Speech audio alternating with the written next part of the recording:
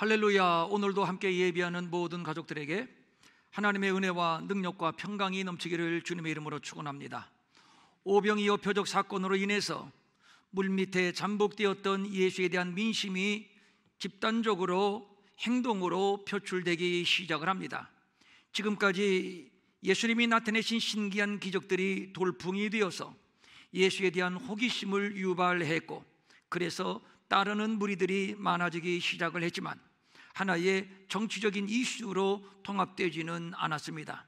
바리새인들이 예수에 대하여 위기감을 느낀 것도 사실은 자기들의 신조인 율법을 어긴다는 표면적으로는 종교적인 기득권 수호 차원이었습니다. 그런데 오병이어 표적 사건을 계기로 해서 새로운 분위기가 형성이 되는데, 그것은 예수님을 임금으로 삼으려는 움직임입니다. 저들은 억지로라도 예수를 임금으로 삼으려고 했습니다. 평양감사도 자기가 싫으면 어쩔 수 없다는 우리의 옛말이 있는데, 그런데 당시 유대인들에게 이 말은 통하지 않았습니다. 예수님이 싫다면 어떡하지? 그래도 억지로라도 예수님을 임금으로 삼겠다는 분위기가 형성이 됩니다. 가히 제어할 수 없는 광풍이 된 겁니다. 예수님께서 제자들에게 비로소 십자가의 길을 갈 것을 말씀했을 때 베드로가 예수님, 그것만은 안 됩니다. 절대로 그것만은 우리가 용납할 수 없습니다. 좌시하지 않겠습니다. 격정적인 말을 토로했는데, 이것은 베드로 한 사람의 반응이라기보다는 당시 예수에 대한 유대 사람들 전체의 여론을 베드로가 반영한 것이라고 보면 될 겁니다. 이런 저들의 움직임을 모를 리 없는 예수님은 제자들을 먼저 가버나움으로 배를 타고 건너가게 하시고 자신은 산으로 올라가셨는데, 다른 공관복음은 기도하러 올라가셨다고 기록해주고 있습니다.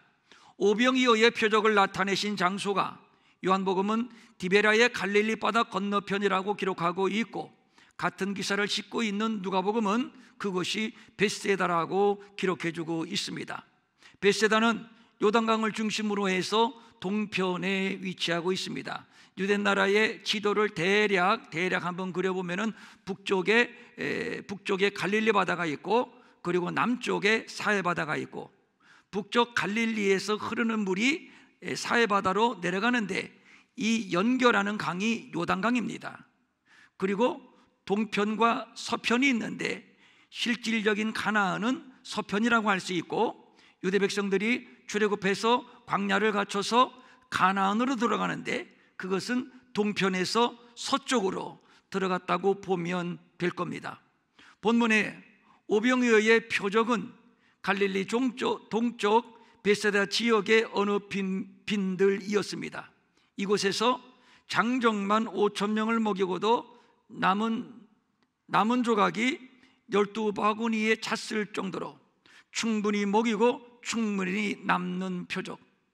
바리새인들이 경색하고 사사건건 예수님에게 와서 시비를 걸었지만 역시 예수님은 하나님의 아들이시요 우리의 구주가 되심을 입증해 주셨습니다. 그러나 유대인의 관심은 거기에 있지 않았습니다. 유대인의 관심은 오로지 예수님이 우리의 임금이 되시는 겁니다. 당시 유대는 로마의 식민 지하에 있었습니다. 유대는 로마 정부를 등에 업은 권력자들, 그리고 세리들의 수탈 때문에 삶이 상당히 비폐해져 있었고, 그런데 이런 저들의 문제가 언제 끝날지 모르는 기약이 없다는 것입니다. 할 수 없습니다. 영웅이 나타나야 합니다. 그것도 보통의 영웅 갖고는 되지를 않습니다. 출애굽의 영웅 모세 정도는 되어야 합니다. 그런데 드디어 나타났으니 바로 예수님이십니다. 고작 오병이어로 5,000명을 먹이고도 12광주리가 남는 기적은 지난날 광야에서 만나를 받아 먹었던 모세와 판박이, 유대인들은 예수님에게서 영락없는 모세를 발견하게 됩니다. 그래서 그 사람들이 예수께서 행하신 이 표적을 보고 말하되 이는 참으로 세상에 오실 그 선지자라 하더라. 바로 그 선지자, 드디어 기대하는 바 영웅이 나타났으니 예수야말로 우리가 기다리는 제2의 모세라고 생각을 한 겁니다.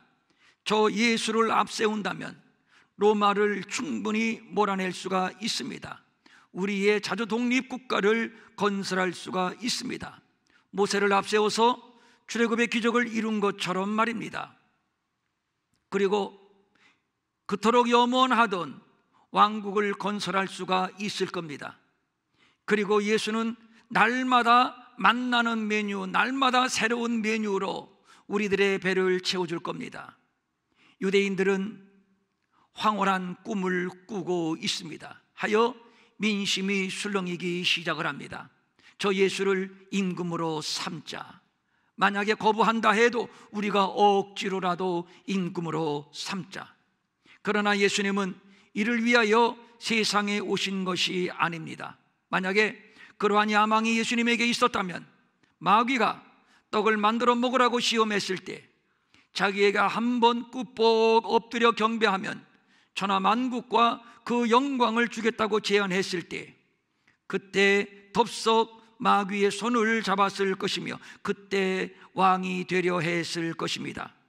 그러나 예수님은 세상의 왕국을 건설하려 오신 것이 아닙니다. 모세가 광야에서 뱀을 든 것처럼 자신도 그렇게 들려질 것이며 저를 믿으면 영생을 얻는 세상 죄를 지고 가는 하나님의 어린 양으로 오셨습니다. 하여 제자들을 먼저 요단 저편 가버나움으로 보내고 예수님은 따로 산에 기도하러 올라가셨던 겁니다. 그런데 본문은 앞서가던 제자들에게 예기치 않은 풍랑이 일게 되었고 저들을 구원하기 위하여 물 위를 걸으신 예수님을 그려주고 있습니다. 이 내용이 마태복음과 마가복음에도 동시에 기록되어 있는데, 그런데 마태, 마가의 기록과 오늘 요한의 기록과는 약간의 뉘앙스가 다릅니다. 마태복음은 배가 이미 육지에서 수리나 떠나서 바람이 거스름으로 물결로 말미암아 고난을 당하더라. 물결로 인해서, 풍랑으로 인해서 고통당하는 제자들의 모습, 그리고 그 제자들을 향해서 걸어가시는 예수님의 모습이 그려져 있고, 제자들은 이 풍랑 속에 걸어오는 예수님을 보고 유령으로 착각하고 두려워했습니다. 유령이 뭐죠? 귀신이지요. 글쎄 예수님을 귀신으로 본 겁니다. 그리하여 혼비백산 공포에 떨었는데 가만히 보니까 예수님이세요. 둘째가라면 서러운 베드로, 예수님, 저도 예수님처럼 저 물 위를 걷고 싶습니다 해서 물 위를 걸으려고 했다가 빠져버린 베드로의 모습이 그려져 있고, 또 그 예수님이 배 위에 오르시자마자 그 사나운 풍랑이 갑자기 잔잔해졌다. 이것이 마태, 마가복음에 기록된 예수님의 풍랑 사건입니다. 그리고 오늘 본문 요한복음, 이 요한복음은 조금 표현이 다릅니다. 풍랑이 일기는 했는데 제자들이 두려움과 공포, 그리고 이 풍랑과 죽기 살기로 사투를 벌였다는 기록이 없습니다. 그리고 예수님이 배에 오르시니 풍랑이 갑자기 잔잔해졌다라고 하는 기록도 없습니다. 단지 예수님께서 물 위를 걸으시는 모습을 보고 제자들이 두려워했다는 기록과, 그리고 제자들이 예수님을 배로 영접하니 배는 곧 가려던 땅에 이르게 되었다는 내용이 그려져 있습니다. 정리해서 마태복음과 마가복음은 풍랑을 당해 고통당하는 제자들을 구원하시기 위해서 풍랑을 뚫고 걸어오시는 예수님, 그리고 믿음 없는 예수님이 그려져 있고, 요한복음은 제자들이 예수님을 기뻐 영접하니 곧바로 가려던 땅에 이르게 됨을 강조하고 있습니다. 이에 기뻐서 배로 영접하니 배는 곧 그들이 가려던 땅에 이르렀더라. 좀 더 디테일하게 보면 요한복음에는 다른 공간 복음서에는 없는 독특한 표현을 발견하게 됩니다. 그것은 제자들이 예수님을 배로 영접했다는 것, 그리고 곧 즉시 가려던 땅에 이르게 됐다는 표현입니다.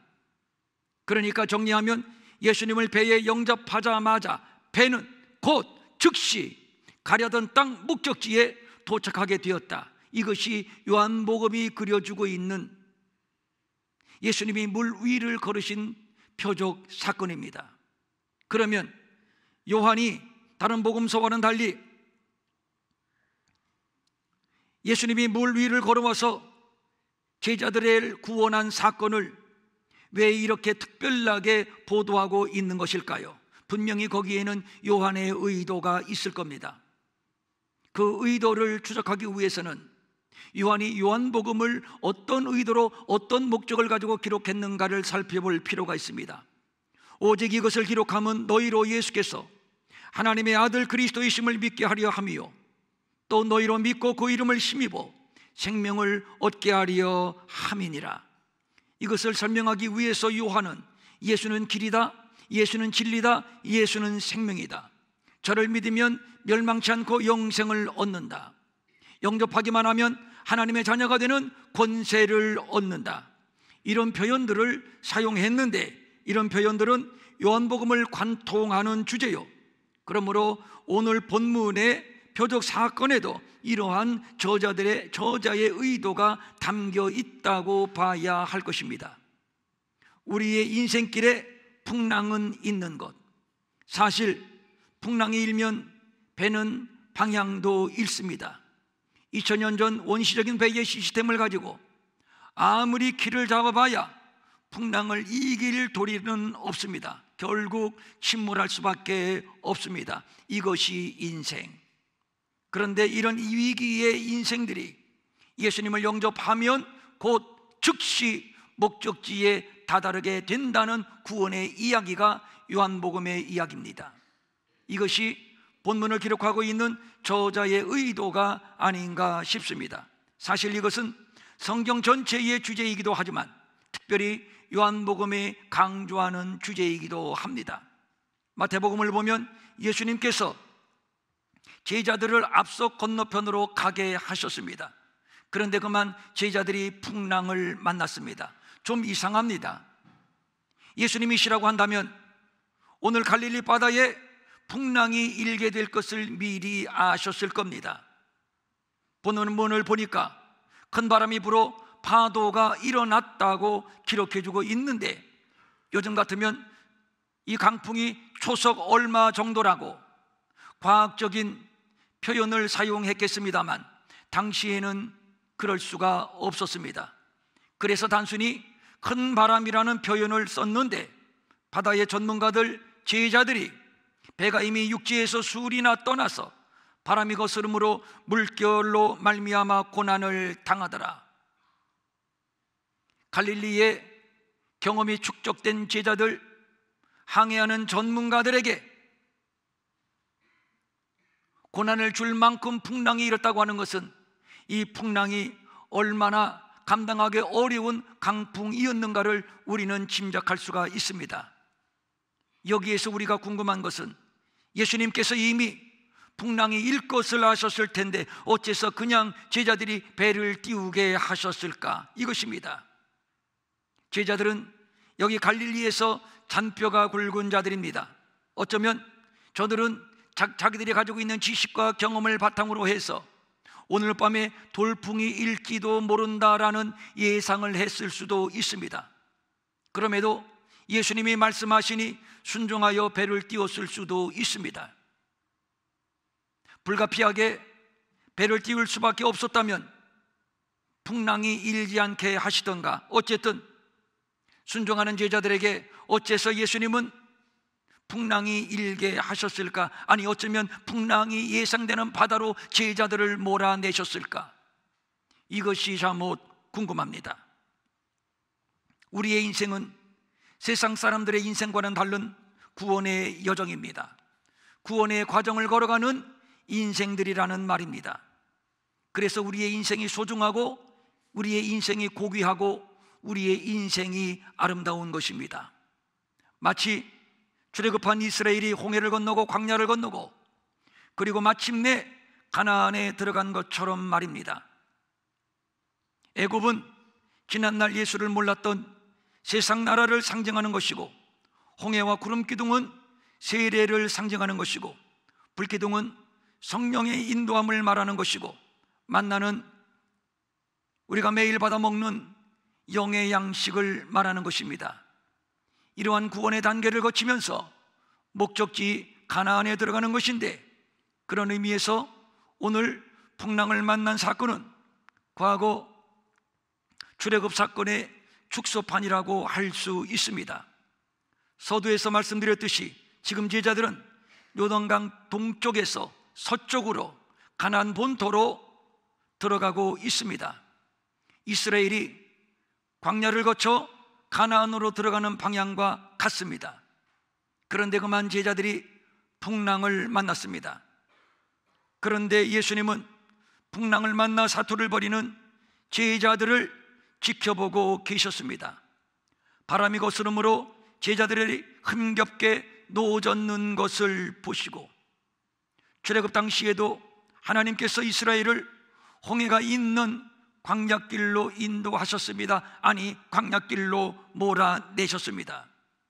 광야는 방향을 가늠할 수 없는 곳, 길이 없는 곳, 먹을 것이 없고 마실 물이 없는 곳, 무서운 사막의 짐승과 독충이 득실거리는 곳, 한마디로 말해서 사람이 살 수 없는 곳입니다. 그런데 하나님은 그런 곳으로 자기 백성들을 인도하셨습니다. 그렇게 하신 것은 이 백성으로 하여금 하나님만을 의지할 수 있도록 믿음의 훈련, 겸손의 훈련, 네 하나님 여호와께서 이 40년 동안에 내게 광야길을 걷게 하신 것을 기억하라.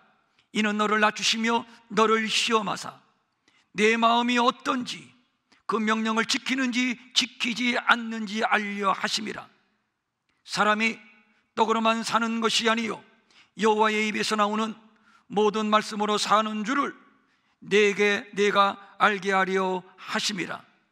오직 하나님만 바라볼 수밖에 없는 곳, 오직 하나님의 은혜로만 살 수 있는 곳, 만약에 하나님의 돌보심, 하나님의 은혜가 아니라면 살 수 없는 곳, 그것이 바로 광야입니다. 그러므로 광야는 하나님만이 우리의 구원이라는 사실, 하나님만이 우리의 믿음이요 우리의 소망이라는 사실을 가르치는 믿음의 훈련소가 되는 것입니다. 오병이어 이적을 통해서 저들은 성만찬을 경험했습니다.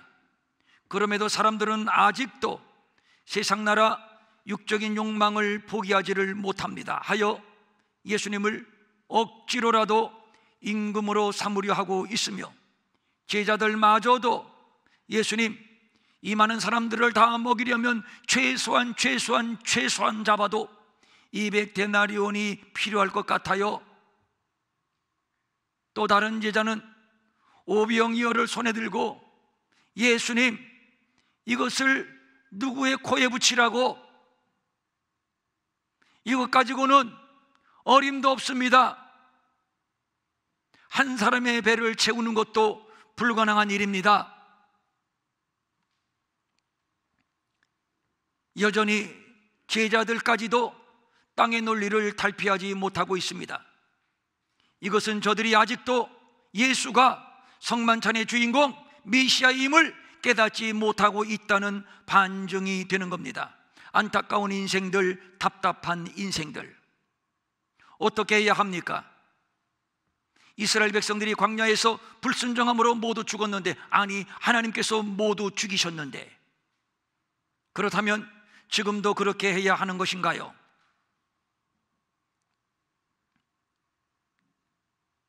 저 제자들부터 우선 불가리하고 저 무지한 이스라엘을 다 어떻게든 처리해버리고, 그리고 다른 방법을 모색해야 하는 것 아닌가요? 그런데 그것이 아닙니다. 예수님이 오시기 전에 과거는 율법 시대, 그때라면 현장에서 심판해 버려도 됩니다. 그러나 지금은 율법 시대가 막을 내린 예수님의 시대, 즉 은혜와 진리의 시대, 은혜 위에 은혜의 시대, 그러므로 하나님은 이 백성들을 향한 사랑을 포기하지 않을 것이며 기어코 이 백성들을 구원하고야 말 것입니다. 그래서 예수님은 따로 혼자 산에 올라가셔서 이 백성들, 저 제자들을 위하여 기도하셨던 것이고, 기도하시면서도 관심은 제자들에게 있었고, 그리고 힘겹게 노젓는 것을 보시고 저들을 구원하기 위하여 물 위로 걸어오셨던 것입니다. 요한은 주님의 은혜, 주님의 사랑을 말하고 싶은 겁니다. 인생은 원래 죄인이요, 하나님의 은혜가 아니라면 진작에 파도 속에 빠져 죽어야 마땅한 인생들입니다. 애굽에서 평생 노예 생활을 하다가 죽어야만 했고, 홍해에 빠져 죽어야만 했고, 광야에 나와서 굶어 죽어야만 했고, 불뱀에 물려 죽어야만 했고, 장렬하는 태양에 다 죽었어야만 했습니다.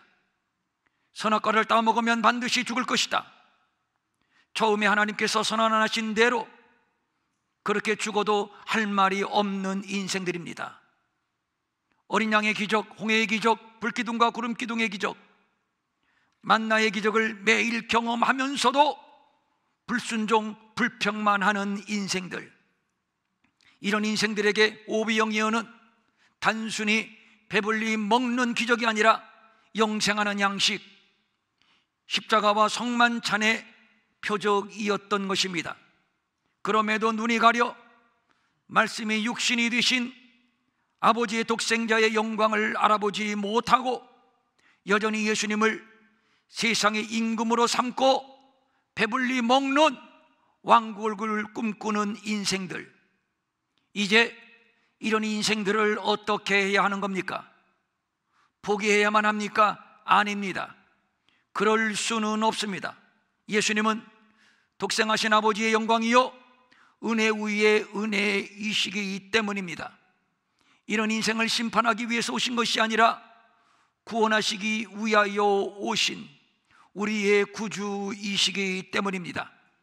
풍랑하면 구약 요나 선지자가 생각이 납니다만, 성경에서 풍랑은 징계요 심판으로 주로 표현이 되었습니다.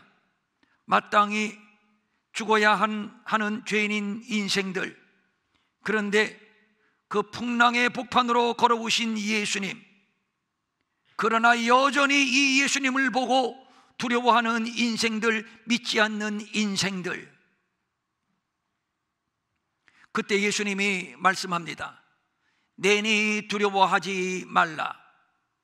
이 말씀을 듣고 제자들은 예수님을 배로 영접합니다. 그랬더니 곧 즉시 막바로 지체됨이 없고 방해됨이 없이 가려던 땅, 그곳이 어디인가요? 가나안. 가나안이 무엇인가요? 구원, 하나님의 나라. 그곳에 이르렀더라. 언제? 예수님을 영접하는 순간. 사나운 풍랑을 밟으신 예수님, 풍랑을 뚫고 제자들 곁에 오시는 예수님. 문제는 자기 땅에 왔으나 자기 백성이 영접하지 않는 것이 문제. 영접하는 자 곧 그 이름을 믿는 자들에게는 하나님의 자녀가 되는 권세를 주셨으니 영접하기만 하면 됩니다. 그리하면 지체 없이 즉시 하나님의 자녀가 되는 권세를 얻습니다. 요한은 의도적으로 영접이라고 하는 단어를 강조하고 있습니다. 물 위로 걸어오시는 예수님은 오병이어 표적을 통해서 밝혀주신 당신의 살과 피를 영생하는 양식으로 나누어 주신 하늘로부터 오신 생명의 양식이십니다. 이 예수님을 영접하기만 하면 됩니다. 그러면 즉시 곧바로 하나님의 자녀가 되는 권세를 얻습니다. 곧바로 가나안에 이르게 됩니다. 그런데 다른 공간 복음서는 예수님이 배에 오르시는 순간 바람과 풍랑이 잔잔해졌다는 것으로 풍랑 사건이 끝이 나고 있습니다만, 요한복음에는 바람과 풍랑이 잔잔해졌다는 기록이 없이 즉시 가려던 땅에 이르게 되었다고 이렇게 기록해주고 있습니다. 무슨 얘기이겠습니까? 예수님께서 배에 오르시는 순간, 우리가 예수님을 영접하는 순간 풍랑이 일건 말건, 어떠한 파도, 어떠한 광풍이 이 배를 위협하건 말건 그것은 상관이 없습니다. 이제 항해의 열쇠는 예수님에게 있습니다. 예수님이 이 배를 운전하실 겁니다. 예수님이 이 배의 키를 잡고 예수님이 이 배를 운전하시는 다면 어떤 풍랑도 어떤 파도도 두려워할 것이 없습니다. 아무런 상관이 없습니다.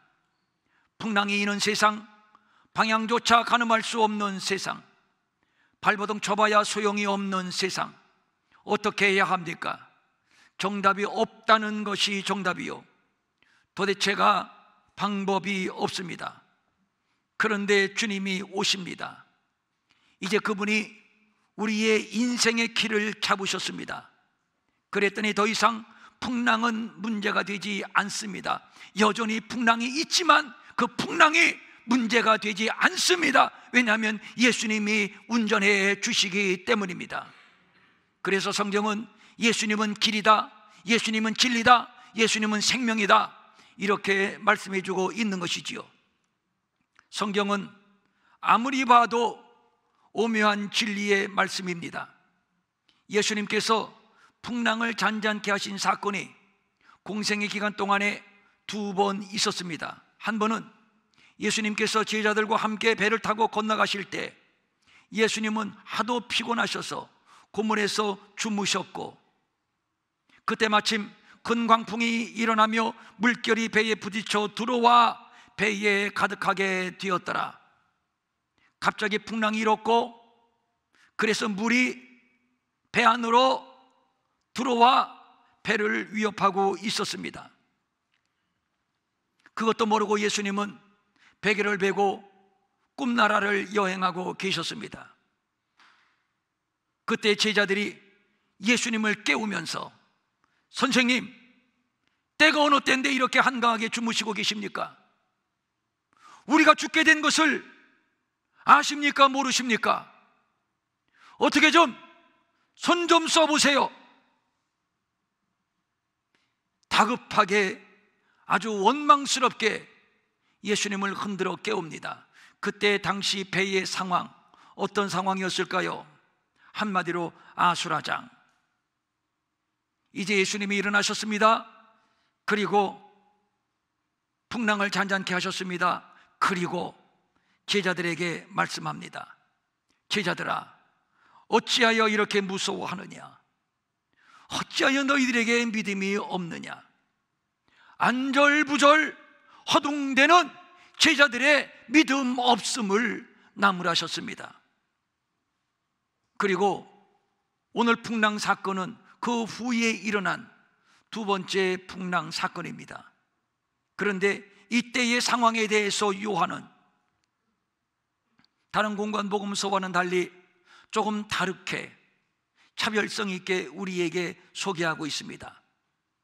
다른 부가적인 설명이 전혀 없습니다. 큰 바람이 불어 파도가 일어났다. 제자들이 노를 저어 12월이쯤 가다가 예수님께서 바다 위를 걸어오심을 보고 제자들은 두려워했다. 이것이 답니다.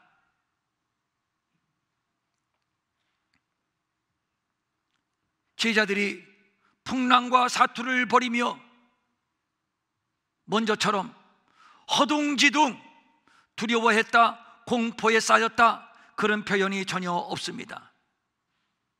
전혀 아수라장의 현장을 묘사하고 있지를 않습니다. 오히려 예수님이 나타나시자 예수님을 보고 두려워했습니다. 다른 공간 복음서는 예수님을 유령 귀신이라고 착각을 했고 그래서 큰 두려움에 빠졌다면, 그런데 요한복음은 그런 단어, 그런 표현이 전혀 없습니다. 그런 상황 설명이 전혀 없습니다. 그렇다면 왜 제자들이 예수님을 보고 놀란 것일까요? 예수님이 위기를 만난 우리들을 지켜보고 계셨단 말인가? 우리를 구원하기 위하여 이 바다를 건너 풍랑을 뚫고 우리 가운데로 오셨단 말인가? 지금 제자들은 그 사랑, 그 은혜에 감격했고 그래서 놀란 것입니다. 그런데 여기서 놀라다라고 하는 이 표현, 이 단어는 단순히 놀라서 두려움, 공포에 쌓였다 이런 뜻이 아니고 경외함입니다. 경외함, 두려워함으로 경외함. 그렇습니다. 예수님이 물 위를 걸어오셨다는 사실이 그래서 귀신 아냐? 그래서 두려웠다는 것이 아닙니다. 역시 예수님은 태초부터 계신 말씀이시구나. 역시 예수님은 창조주이시구나. 그 예수님이 우리를 기억하고 우리를 구원하기 위하여 이 풍랑을 뚫고 걸어오셨구나. 당신은 실로 하나님의 독생자의 영광이시군요. 그 은혜, 그 사랑 앞에 지금 저들은 무릎을 꿇은 겁니다. 예수님을 향한 경외심. 이제 서서히 예수님을 알아가는 제자들, 예수님을 깨달아가는 제자들, 예수님을 경험하가는 제자들을 볼 수 있습니다. 마가복음은 도리어 그 마음이 둔하여졌음이러라. 허둥대며 두려워하는 제자들의 모습이 부각이 됩니다. 그러나 요한복음은 전혀 그렇지 않습니다. 정반대입니다. 예수님께서 제자들의 믿음 없음을 책망하셨다는 기록도 없습니다. 풍랑 속으로, 저 풍랑 속으로 노저 돌진하는 제자들의 모습이 오히려 그려지고 있습니다. 무슨 얘기입니까? 이제 제자들은 지난 날과는 다른 이 정도의 풍랑 정도로 두려워하지 않을 만큼의 믿음으로 성장했다는 얘기입니다. 제자들의 성장, 이것은 훈련의 열매입니다. 그래서 훈련은 있어야 합니다. 그래서 훈련은 은혜입니다. 보세요. 또다시 떡을 만들어 달라고 유대의 군중들이 우르르 예수님을 찾아왔습니다. 예수님께서 너희들이 나를 찾은 것은 표적을 본 까닭이 아니요 또 배불리 먹여달라고 찾아온 것이지, 그러나 나는 더 이상 너희들에게 육신의 배를 만족시킬 양식을 만들어주지 않겠어. 자, 내 살을 받아 먹어라, 내 피를 받아 마셔라. 그랬더니 사람들은 실망하고 뿔뿔이 흩어졌습니다. 아니, 어쩌면 예수님이 더 실망하셨을 겁니다. 다시 한번 제자들에게 묻습니다. 너희들도 가려느냐? 그때 베드로가 대답합니다. 주님, 영생하는 말씀이 주님께 있는데, 영생하는 말씀이 주님께 있는데, 이 말씀은 어제 오병이어 표적 사건을 통해서 만들어주신 그 양식이 예수님의 피와 살을 예표하는 계시적인 의미가 있음을 베드로가 눈치챘다는 얘기요. 그래서 예수님이 영생하는 양식, 하나님의 말씀임을 깨닫게 되었다는 얘기요. 그래서 고백하는 겁니다. 당신은 영생하는 말씀인데, 당신은 영생하는 이 양식인데 우리가 어디로 갑니까? 누구에게로 갑니까? 안 가겠습니다. 대단히 달라진 제자들의 모습입니다. 대단히 성장하고 성숙한 제자들의 모습을 읽을 수가 있습니다. 예수님께서 곧 풍랑이 일게 될 바다로 제자들을 보내신 이유가 바로 여기에 있는 겁니다. 훈련을 거듭하면서 예수를 더 깊이 경험해 가면서, 그러면서 점점 동쪽에서 서쪽으로, 즉 가나안을 향해서 항해하는 인생들, 약속의 땅, 구원의 고지를 향해서 항해하는 인생들. 주님이 말씀합니다. 이제부터는 말이야, 두려워하지 말어. 그리고 말씀합니다. 내니 두려워하지 말라. 여기서 내니, 이 말은 나야, 나. 무슨 말입니까? 나 예수야. 나는 태초부터 있었던 말씀이야. 나는 하나님의 아들이야. 나는 하나님이야. 나는 그분의 독생자의 영광이야. 나야, 나. 그러므로 두려워하지 마라, 이런 뜻이죠. 그렇습니다. 예수, 그분은 아버지의 독생자의 영광, 영접하기만 하면 하나님의 자녀가 되는 권세를 얻음, 그리고 당신이 직접 우리 인생의 길을 잡고 항해하심. 그랬더니 배는 곧, 배는 즉시 그 어떤 것도 방해받지 않고 그들이 가려는 땅에 이르렀더라. 자기 사람들을 사랑하시되 끝까지 사랑하시니라. 배를 타고 먼저 보냈으나 예수님의 눈은 저들을 주시하고 있었고, 위기를 만났을 때 예수님은 풍랑을 통과하여 제자들 가운데로 오셨고, 이제 두려워하지 말어. 내 인생의 키는 내가 잡을게. 그리고 마침내 약속의 땅에 들어가게 하시는 예수님. 뭡니까? 은혜지요. 뭡니까? 사랑이지요.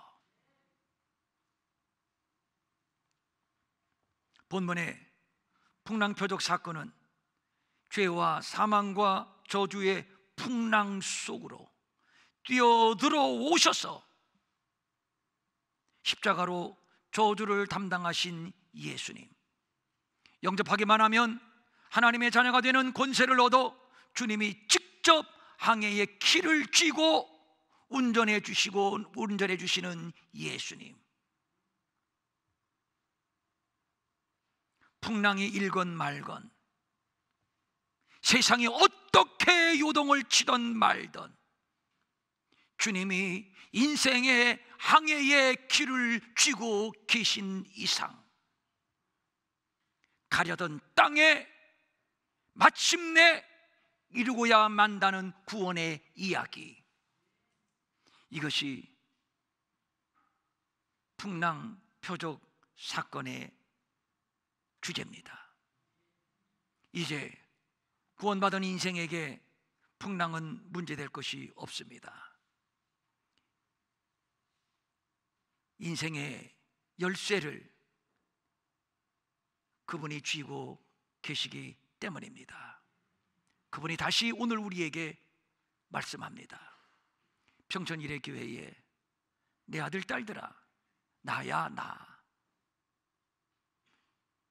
이제는 두려워하지 말라.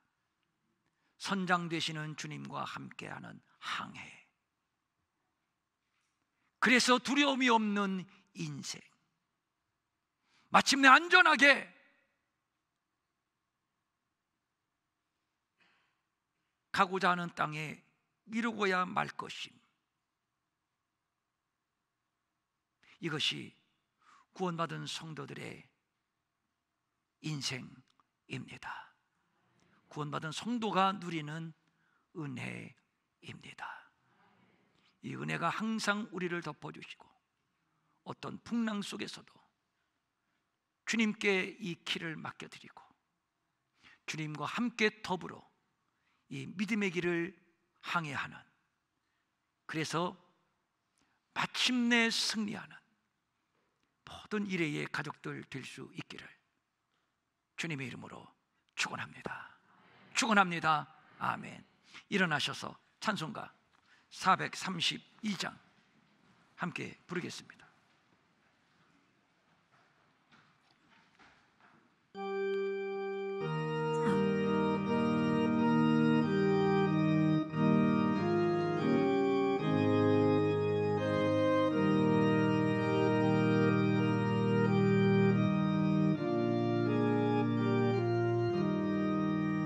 그 물결이 설레는 어두운 바다, 저 등대의 불빛도 희미한데 풍랑의 배저 항해하는 주 작은 배 사공은 주님이라. 나 두려움없네, 두려움없도다. 주 예수님 늘 깨어 계시도다. 이 흉흉한 바다를 다 지나면 저 소망의 나라에 이르리라. 큰 풍랑이 이 배를 위협하며 저 깊은 물 입 벌려 달려들지만 이 바다에 놓쳐 항해하는 이 작은 배 사공은 주님. 아멘. 나 두려움없네, 두려움없도다. 주 예수님 늘 깨어 계시도다. 이 흉흉한 바다를 다 지나면 저 소망의 나라에 이르. 나 두려움없네, 두려움없도다. 나 두려움없네, 두려움없도다. 주 예수님 늘 깨어 계시도다. 이 흉흉한 바다를 다 지나면 저 소망의 가족들이 같이 계신 분은 손을 잡고 나 두려움없네, 나 두려움없네,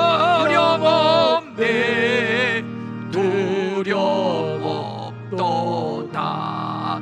주 예수님 늘 깨어 계시도.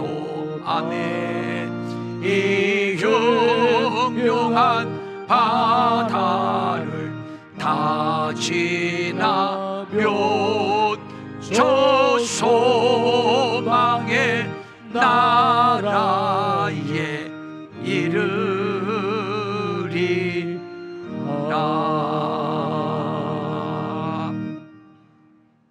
예수님을 배로 영접하니 곧 즉시 가려던 땅에 이르렀더라. 거칠 것이 없는 거죠. 중간의 과정은 요한이 생략을 했어요. 풍랑이 잔잔케 됐는지 계속 더 사납게 부는지. 그런데 그것은 문제가 안 된다는 것이죠. 주님이 이 배에 함께 계시는 한 기도하겠습니다. 자, 우리가 바다를 항해하고 있습니다. 풍랑이 일었습니다. 우리의 작은 믿음을 가지고 어떻게든 돌파해 보려고 열심히 노를 저었습니다. 그런데 사실 불가항력이에요. 야, 이대로 빠지는 건가? 그 순간 주님이 짠! 하고 나타나셨어요. 주님 말씀합니다. 애쓰고 있구나. 어떻게든 믿음을 가지고 돌파하려고 애쓰고 있구나. 주님이 배에 오르시니 곧 즉시 가려던 곳에 이르렀더라. 내 인생의 항해, 우리 가정의 항해, 풍랑이 있죠? 풍랑이 있습니다. 풍랑이 없을 수는 없습니다. 바다이기 때문에.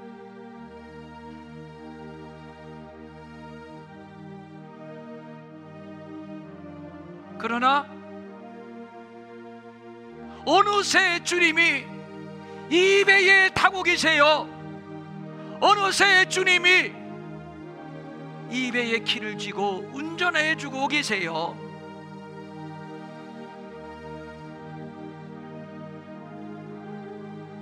그래서 주님이 말씀하는 거죠.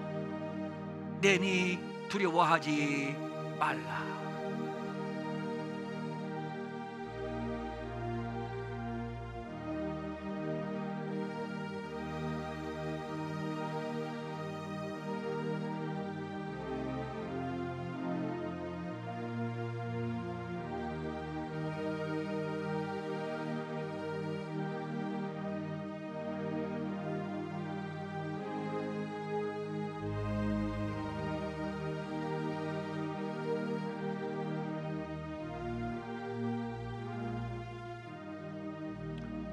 우리 인생의 바다에 풍랑이 일지만 만약에 내게 믿음이 없었다면 이미 우리는 침몰했을 것인데 하나님이 우리에게 믿음을 주시고 지금까지 여러 우여곡절의 인생 과정에서 훈련하시고 단련하시고 오늘의 나를 만들어 주시고 그리하여 오늘 우리가 열심히 노를 저 항해하게 하시니 감사를 드립니다. 이러한 우리들을 우리 주님이 지켜보시고 힘내 우리를 위하여 기도하시고 그리고 직접 우리에게 찾아오시고 그리고 배에 오르시고 함께 항해해 주시는 예수님,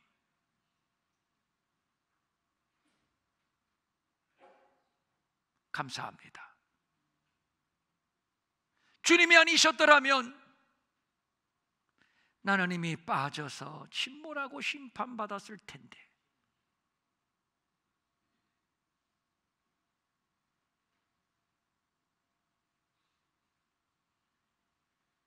어찌 이 은혜를 말로 다 할 수 있겠는지요?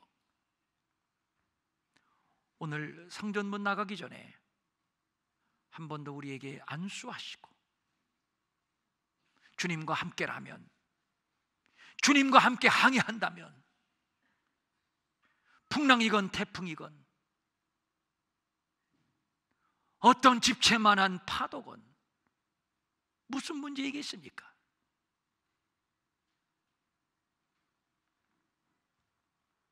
주님과 함께 감사하며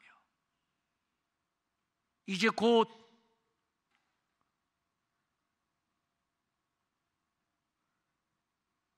다다르게 될 저 가나안을 향해서 우리 함께 힘을 합해 항해하게 하여 주시옵소서.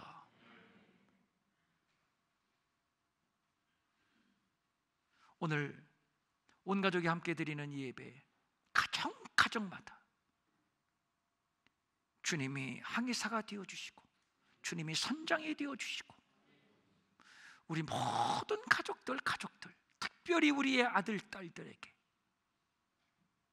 나야, 아들아, 딸아, 나야, 나는 내 구주야, 나는 내게 생명이야,